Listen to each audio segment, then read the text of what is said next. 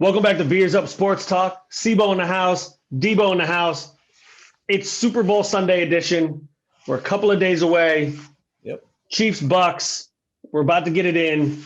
D, what you drinking? So in the spirit, you can see I'm wearing my Austin 316 shirt. The Royal Rumble was this past weekend. So I went out and got myself some Steve Austin Broken Skull IPA from El Segundo Brewing Company. Now, I'm going to pick it up. You're going to see it's very light. It is not a hazy IPA.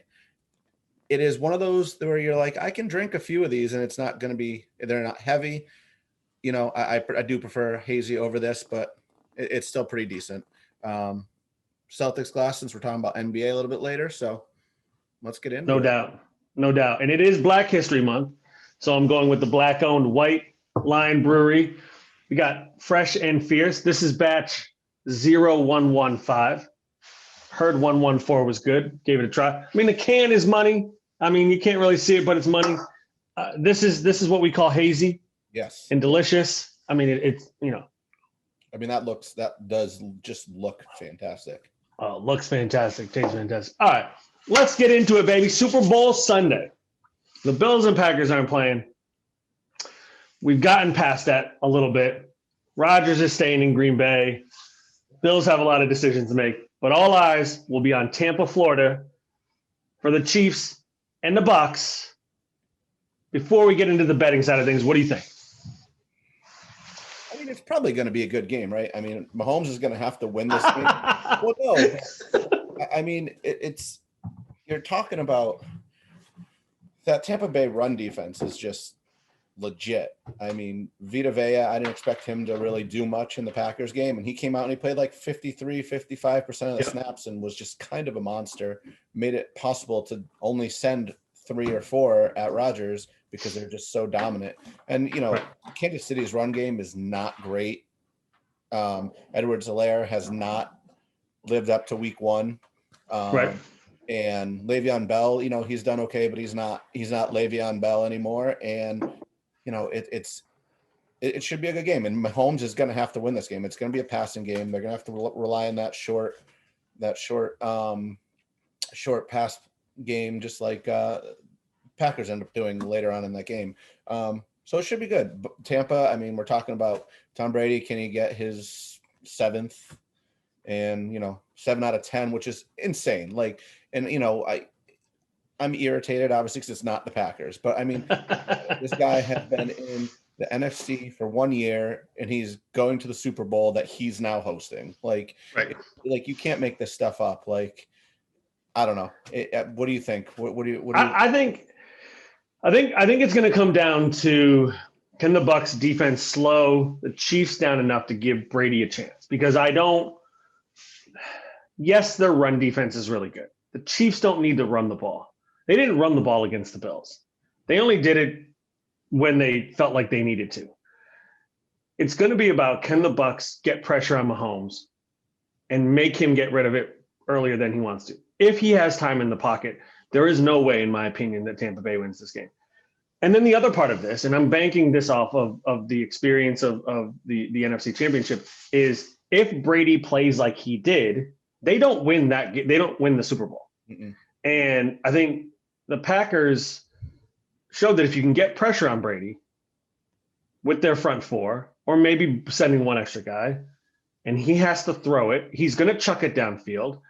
And I'm sorry, like, Tyrann Mathieu is a ball hawk. He's also going to be on the line blitzing. I'll be honest, I don't think Tampa wins this game. I've been snake bit by them plenty of times this year, and y'all just have to eat that. But the only way that they're winning this game is if they get to Mahomes. That's it. I don't care about the run defense. I don't care about Tom Brady, because I don't think he's going to finish with 400 yards, 4 touchdowns, and no interceptions. Nope. He's going to be flustered. He's going to be under pressure because that Chiefs defense can get after the quarterback. Spags just went at the Bills, and said, listen, if Allen can beat us, he can beat us. Couldn't beat him. And I know Brady's way better than Allen. Don't get me wrong. I know that. But if Brady showed you get pressure on him, he's just going to throw it up.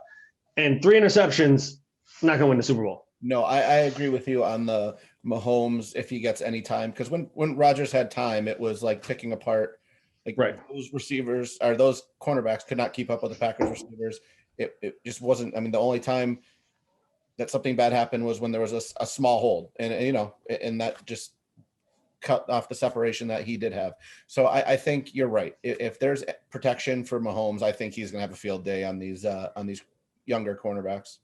And the other part of it too is that what the Chiefs do, which is why they're so good, is that they don't their run game isn't necessarily just like hike, hand it off. They do the jet sweeps, they do the short little shovel passes, they do all of these different things to get you thinking they're going to pass the ball, and then they run the ball. And they do a lot of stuff right at the line of scrimmage. They get Tyreek Hill running 100 miles per hour one way and then 100 miles the other way, so they can toss him the ball 2 yards from the line of scrimmage, and then he's gone 50 yards. Like, they are going to find ways to make that run defense not look as strong by getting them moving in different directions. And again, Tampa Bay has burned me. Maybe they'll burn me again. They obviously have a chance to win this game. I think Brady's going to make some mistakes, and I think Kansas City, again, they score touchdowns. And they're really hard to stop. They're just really hard to stop. I don't know, like, when you look up and down that Tampa Bay defense, like, who's stopping Kelsey? Who's stopping Tyreek Hill? Yeah. Both of their safeties were hurt a little bit, or, Winfield was out. I don't think he'll be back, but the other safety was hurt in the game against the Packers. Like, if you're running out two young safeties in the Super Bowl against Mahomes, good on you, man. Ain't gonna happen. No, I mean, I'm going reverse jinx here, so I'm taking Tampa. Okay. No. All right. So let's do this. Let's do this right. This right. Over under Chiefs 3.5 minus 3.5. That's the line, and then the over under is 56.5. Okay. I got Chiefs 38-24. So does that put them over? I can't do the math. Or that's over. That's over. Yeah, I think it's gonna go over. I think. I'm picking Tampa. I think it's going to be like 38-35, 38-32, something in that range. And, Kansas City, they won last year. It's really hard to repeat. Mm-hmm. Denver couldn't do it when they beat Carolina. Then they lost to Seattle. Seattle couldn't do it. They lost to the Patriots. So, like, it's really hard to repeat. So I'm saying Tampa's gonna ruin it for all of us. And they certainly could. And history tells us that this isn't going to be a high-scoring game, right? The history tells us it's probably going to be like a 28-24 game. But you know what? I think it's going to be high-scoring. All right, couple of hot shots at you about this game. Okay. Hot take for me. Yeah. They shouldn't have waited 2 weeks to do the Super Bowl. They should have just done it last week. I know there's no way the NFL would have done it. I know that they are trying to squeeze everything that they can out of it. But this week, I haven't barely heard anything about the Super Bowl. And again, I don't watch SportsCenter or I don't watch ESPN, but even on Twitter, even across social media, there is not that in-your-face Super Bowl is happening type of thing. There was no Pro Bowl. Like, why did they wait 2 weeks? And maybe it was to get people healthy. Maybe it was to kind of clear protocol, though we'll talk about that in a second. Yeah. But, like, if they had done the Super Bowl last week, I think everybody would have been all in. And again, people are going to be all in, but like, 1 week in COVID land. Yeah, no, I'm 100% with you. Like, it doesn't even feel like the Super Bowl's coming up. I mean, the thing I'm looking forward to the most is probably watching the weekend at halftime. And the commercials. I'm down with the commercials. As you've heard, I'm sure you've heard that a lot of the commercials are there. There's not. Some of the bigger companies aren't doing their normal funny. They're going to be doing the shout outs to essential workers, which I think is fantastic. They absolutely should. So I think the commercials are going to be toned down compared to normal, even though their prices are jacked way up. Yes, we have barbers getting COVID. Let's talk about this. Let's talk about how dumb you got to be the Kansas City Chiefs barber and catch a COVID. Now, full disclosure, I don't know how he caught it. It could have been a family member. It could have been something. But like, if you're cutting hair for the entire team, you're in a bubble. You're literally living in a bubble. First off, what do they need haircuts for? They're going to play football. Like, if you're bruh, stop. I know you ain't got no hair. So you don't know nothing about this, but if I'm a professional athlete, I'm getting my hair cut every week. Look, Gordon Hayward's haircut when he was on the court, how like perfect. You gotta get that haircut every week, man. Stop. Okay, we're talking about NHL, beard growth, hair growth. You're trying to win. It's playoff beards, playoff hair. You don't mess with that. So listen, go ahead and get your playoff beard. I'm getting that fresh cut, Doc. What are you talking? Get out of here, man. I'm messing with you. Always worried about what you look like, not how good you play. I got you. I mean, when you look this good, you need to. When you look this good, it's hard not to. But look, this barber done near messed up the whole Super Bowl. Oh, I mean, and they said something about like there's no way, like even if Mahomes was to come down with COVID, they're not stopping the Super Bowl. So like, you better hope that they pass these tests leading up. They got what? They have to have negative tests all the way through now. I mean, we're talking. We're only 4 days away. Yeah, not great, man. No. But it is what it is. Yeah, I mean, it's all right. So Chiefs over here, Bucks over there. Let's hope there's a lot of points scored. Again, I hope Tom Brady doesn't win a Super Bowl. I'm over him winning Super Bowls, and I'm over Patriot fans thinking they're Tampa Bay fans. That it is what it is. Let's we need to move on. Get out of here. All right, let's move on to the other big news last week. The Rams, Lions, huge trade. And I say huge because of both the investment in assets, but also the money and the fact that it was 2 years ago right now where Jared Goff was about to play for a Super Bowl and almost won a Super Bowl. Yeah. And he had a good season. I mean, he threw, I think, 30 touchdowns. He threw 4,000 yards. He had a good season as a quarterback. So, I mean, he lost his run game the last 2 years, so that's going to cause some problems. Yep. So, anyway, keep going with what you were going to say. All I was going to say, let's just run through what happened. So the Rams trade Goff and a bunch of picks. We'll get that in a minute. From Matt Stafford. So Matt Stafford's been with the Lions his entire career, kind of gets beat up, stays in the games, toughs it out. I think he's a phenomenal quarterback. I think this is a great deal, but we can talk more about that later. But the Rams get 2 years of Stafford at $43 million. The Lions get 4 years and $106 million of Jared Goff. Not a ton of money, but it's decent. Plus the third round pick this year and the first round picks the next 2 years for the Rams. Yep. I've already said that I think the Rams get the better end of this deal, but what do you think? I mean, I don't know. The Lions are getting 3 picks. They're obviously rebuilding. Like they're willing to rebuild. It's crazy because they were a couple years away from being a pretty darn good team. Maybe. Like, no, I'm saying like 2 years ago, 3 years ago, right. They were pretty darn good. I mean, you wouldn't think they're rebuilding because they go out and they grab Adrian Peterson rather than let DeAndre Swift get out there and run the ball. You're just mad about that for fantasy purposes. That's all that is. No. I'm being like dead serious. Like, why are you bringing? It's like the Frank Gore thing. Like, yes, he's older, he's a veteran, but like he's not doing well. They're averaging 3 yards per carry. Like, right. That's not what you're looking for as your lead rusher.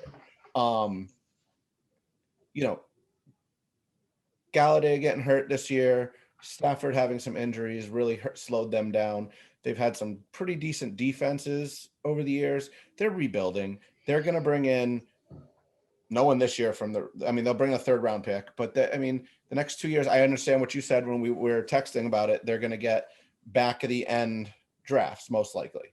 Yeah. But they'll have 2 first round picks for the next 2 years after this, right? So, yep. I think I like it. I mean, I can see Stafford getting hurt. Like, I know the line's better in I almost said St. Louis, in LA, than it was in Detroit. So I think Detroit should be using some of those picks on linemen. And then, Stafford's going to make those receivers better. I mean, quarterback, if we're talking just Stafford versus Goff, Stafford is the best player in this trade. Yes. So I have no problem saying that. And he's going to make Robert Woods and he's going to make Cooper Kupp and Reynolds and Higbee look a lot better. And, they have Cam Akers, so they have the defense. This team is legitimately a NFC West contender.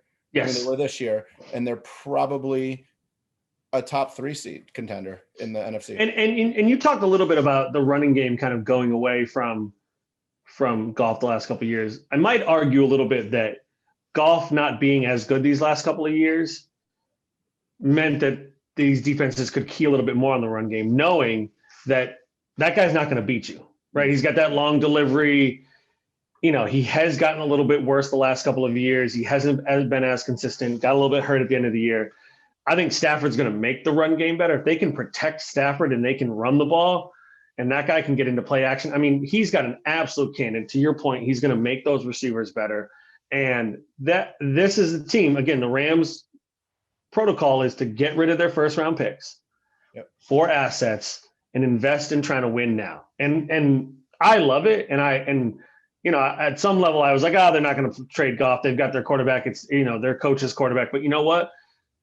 I think what McVay has basically said is like, I'm trying to win Super Bowls. I'm not trying to get to the playoffs. I'm trying to win Super Bowls. And it's clear that he doesn't think that he can do that with Goff. And for the Lions, you get a new coach, crazy Matt Campbell. You start over. You give that guy a 6-year deal. You got 4 years left on this Goff contract. You can either you probably aren't getting a quarterback in this draft, though maybe, depending on how the first 10 picks roll out. But like, you can draft your quarterback now, let him sit. You can wait a couple of years. You can do basically whatever you want. Obviously, they have a lot of holes they need to fill. They've got to figure out what they're going to be about. To your point, they don't need to be signing Peterson. They probably, they can maybe keep Galladay, but there's probably guys, Marvin Jones, that they can trade off for some other assets. I believe that they should be in a full rebuild. And now that they have a quarterback that can at least keep things going, they'll be all right.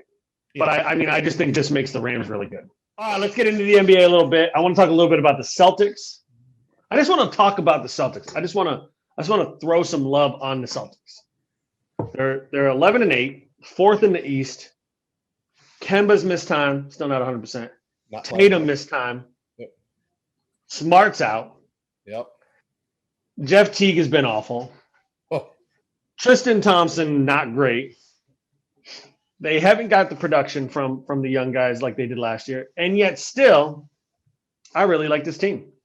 Yeah, I think we talked about this last pod, right? They're getting a lot of people experience to be playoff ready. I mean, they're letting some players play longer than they should in games.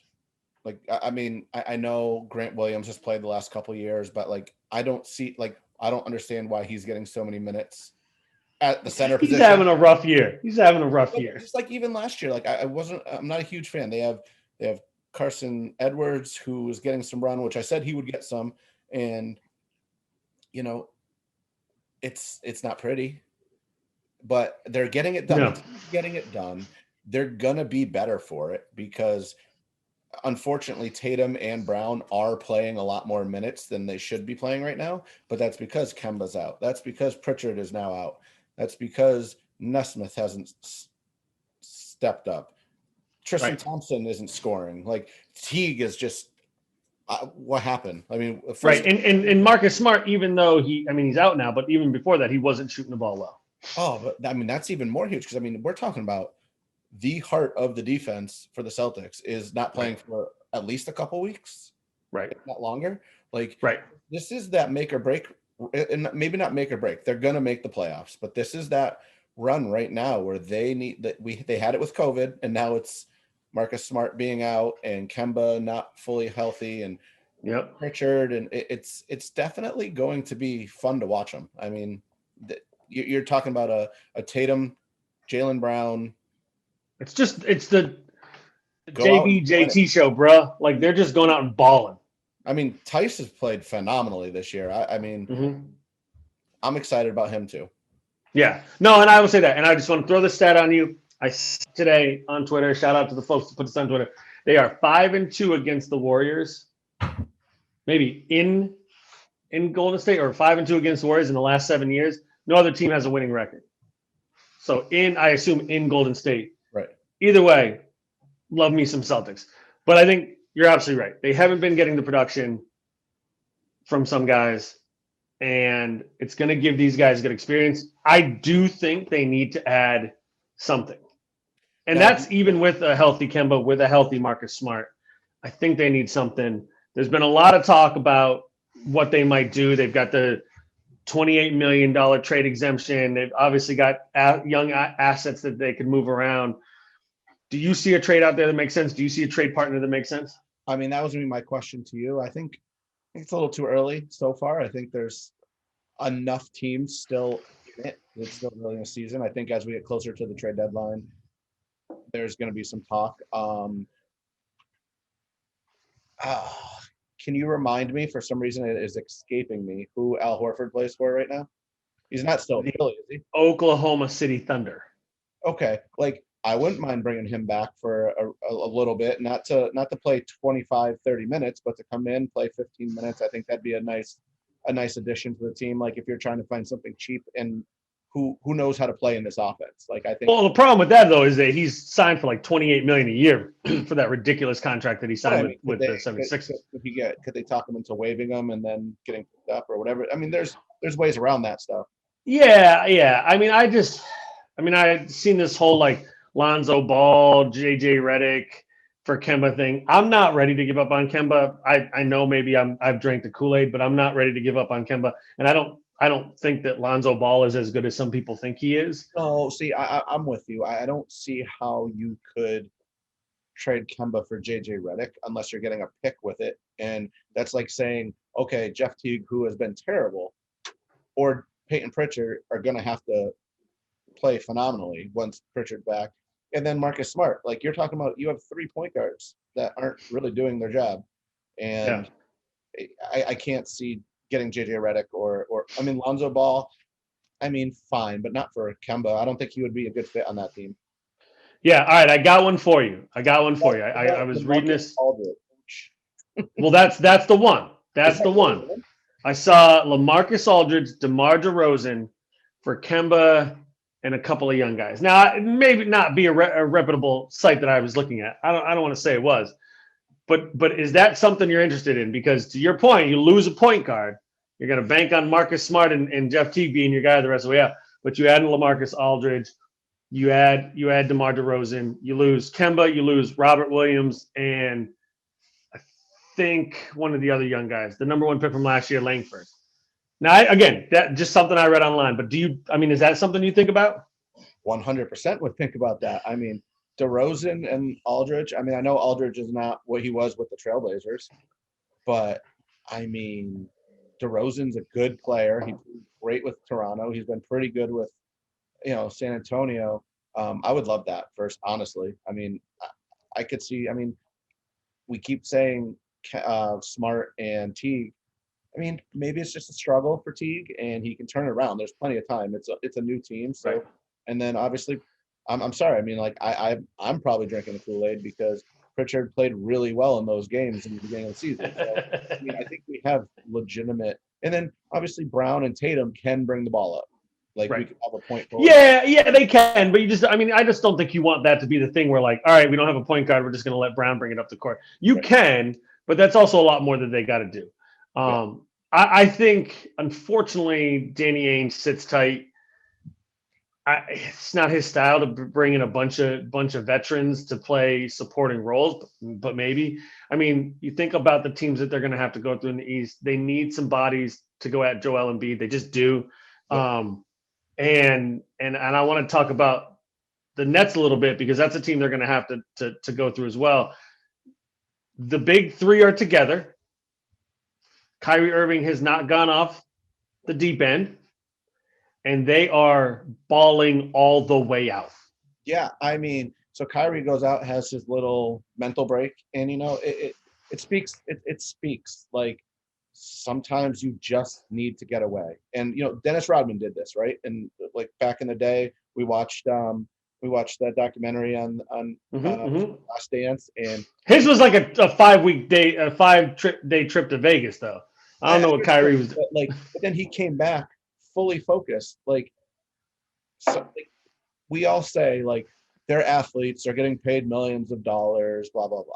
Guess what? They're still human beings.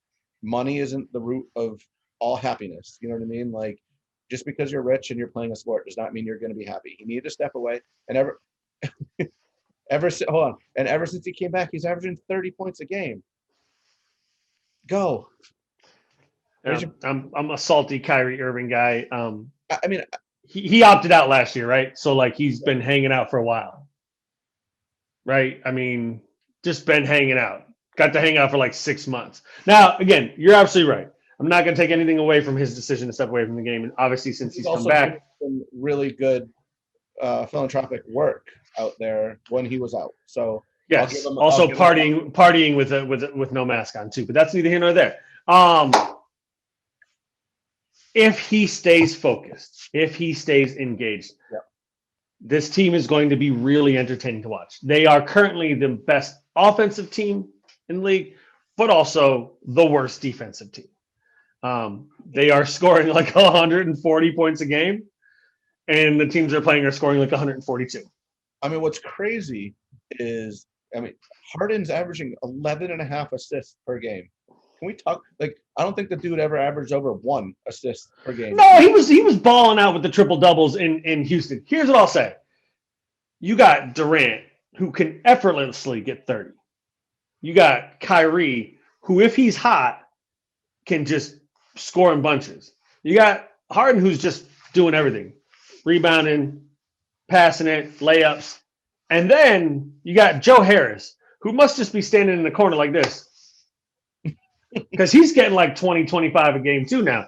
Just probably dripping threes. Like, I don't know that they're good enough to win a championship because you have to play some type of defense. Like, even the Splash Brothers Warriors team, you had Clay, who was an elite defender. You had Draymond Green, who was an elite defender. And they had centers that could protect the rim. This team has DeAndre Jordan protecting the rim, and DeAndre Jordan just ain't protecting the rim anymore. Not anymore.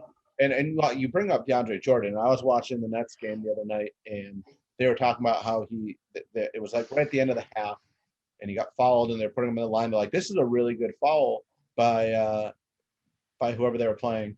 He's only a 51% free throw shooter.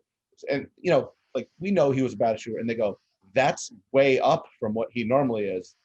And it blew my mind that a professional athlete, and I know obviously there's some players out there that have been really bad, but like, it still blows my mind that a professional basketball player can shoot 51% from the line. It's insane.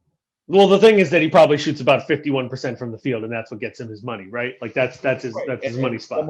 I don't remember who the announcer was, but he said he played with him in LA, and he'd go in and hit like 180 out of 200 free throws in practice, but then as soon as he gets to the game, it's just he forgets how to play. So I mean, they're going to be fun to watch. It'll be fun to watch Jaylen Brown cover Harden and Tatum cover Durant, and Smart, if he's healthy, guarding Kyrie. And if Smart's not guarding Kyrie, I mean, I'm sorry, Kemba's going to get destroyed by Kyrie. Yeah, look, this is wishful thinking that the Celtics get far enough to kind of match up with these Nets in the playoffs. And the reality is the Nets have to figure out the defensive side of the ball because you got to play a little bit of defense, right? Yeah. Like you can score all the points in the world, but I mean they got beat by the Cavs, they got beat by the Wizards. Yes, they did just get beat by the Wizards. Russell Westbrook. And him and Bradley Beal just going all the way off. Like, again, the Wizards aren't really that good beyond that, but they still beat them. And, like, that's the thing. Like, you put up 140 points, that's great, but you got to play a little bit of defense. I mean, can't say much. The Celtics lost to the Cavaliers and the Pistons. So, right, but this that's a fair point. This team has 3 elite players on their team. 3 guys that could win the MVP on their own. Yeah. And I know they don't want to play a lot of defense, but like to give up 149 to the Wizards is banana land. Yeah. 48 points they scored in the fourth quarter. Like, just stand in front of somebody. Play a fucking zone. I don't know. Do something. Yeah. Try something else. Something crazy, like with 4 minutes remaining in the first quarter, the Wizards only had 12 points, but then they scored 148 or whatever to win the game. They scored 28 in the first quarter. 28, and they finished with 149. That's bananas. Bananas. All right. You got any other NBA news for me? I mean, it's interesting to see like some of the teams that are doing well versus some that aren't. We talked about it beforehand. Like the Heat are still trying to figure out what they got going on. They're 7-13. The Raptors are out. Van Vliet just had 54 last night. That was Balled out. heck of a game, man. I think the thing has surprised me the most that I've seen is how much Dallas is struggling. I mean, Luca's played Yeah. good, but I mean, again, they're like 7-14. They're not. I mean, that West Yep. fall too far behind. You're in some trouble. So I mean, I'm looking right now. The Warriors are the 9 seed, yeah, right? And not that we knew they weren't going to be great, but like they're still playing pretty well. I mean, the Rockets are the 8 seed, and that they lost Harden and Westbrook. If we're being honest. yeah, Yeah, I mean, it is interesting to kind of look at the season thus far. The West is going to be super tough. It's going to be a grind. I still think the Mavs are a better team, and I think the Mavs are a team that could potentially make a move. The Eastern Conference, I mean, Trae Young's been like just insane especially when they win. So it's gonna be interesting to see if he can keep it up.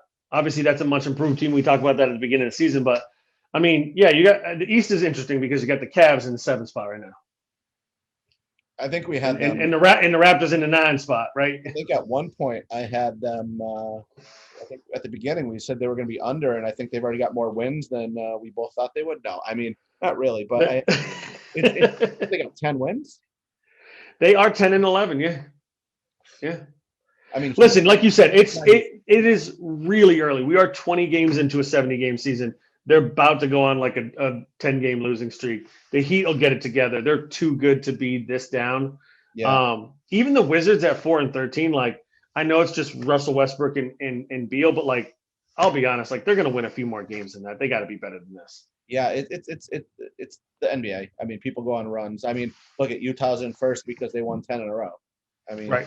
But that's a good team, Doc. That's a real good. That was my we team. talked about that with Conley on the team now. Like, Mitchell got his extension. Rudy Gobert's got his money. Like, they're gonna be all right. They're gonna be good. It's gonna be a fun season. No doubt. All right, let's move to last call presented by Progression Brewery. D, you got a little bit of a smirk on your face. What you got for me, man? Like I can't even this can't even be real life. Like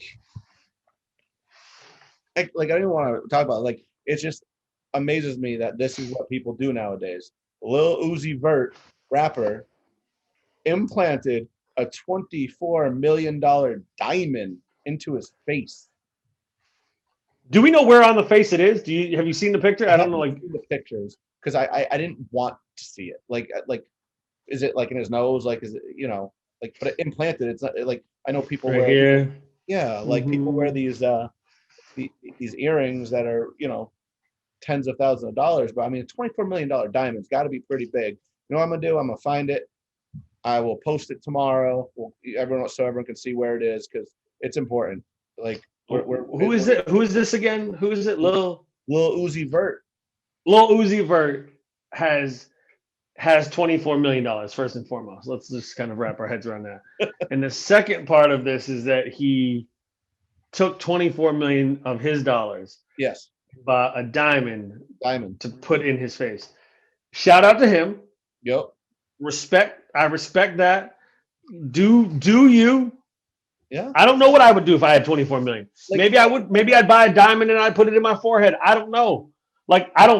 That's not like my style, but like good on him for feeling like that. You get your money, do your thing. I don't know. I can, No doubt. I don't know. And for some reason, I think like it's crazy, but at the same time, like, you know what? I don't have 24 million. I don't know. Maybe I'd be a little crazy if I had 24 million. I mean, wouldn't you be worried about just getting jacked? I'm sure they got the. I mean, I'm pretty sure if I had 24 million, I'd have somebody watching out for me. If it's on your face, I'm hoping you're getting some watching. So I don't know. All right, my last call is real simple. I got the Red Sox gear on. I wanted to give a little shout out to Dustin Pedroia, who retired this week after one of the better Red Sox careers of my life, maybe the best of my life. I mean, Poppy's right there as well. Obviously, the last few years he's been banged up. The knee injury when Machado slid into his knee. Good looking out, Machado. He's never been the same. He hasn't been able to get back, and he finally called it quits. He's awesome. That's it. I mean, here we go. Rookie of the year, MVP, 3-time World Series champ. Early on in his first year, people didn't think he could play baseball. He's a little guy like me. He's a grinder. He's got a lot of grit. Did everything. He was the first one at the park every day. Hardest working guy in the field. I don't know. Shout out to him. Yeah, Sad to see him go, but he hasn't been the same for the last couple of years. Yeah, no, it was definitely time. I mean, that guy is the epitome of hard work and hustle. I mean, that's the kind of guy you want on your team. Doesn't matter what team you have. That's a player that you need to have on your team. Not every team gets it, unfortunately. So lucky on the Red Sox to get to experience that for his whole career. I mean, right. And he was the kind of guy that was 5'6", but was the first one to tell you "fuck you." And that matters. In the clubhouse, that matters when he's the first one to show up. When he's the first one in getting bad in practice. When he's the first one out there getting ground balls. First one with his uniform on. That's just a culture thing. And again, it's not surprising that in his time in Boston, they won 3 World Series. No doubt. All right, y'all. That's it for this time. We'll see y'all next time. Happy Super Bowl Sunday. See y'all on the flip. Peace.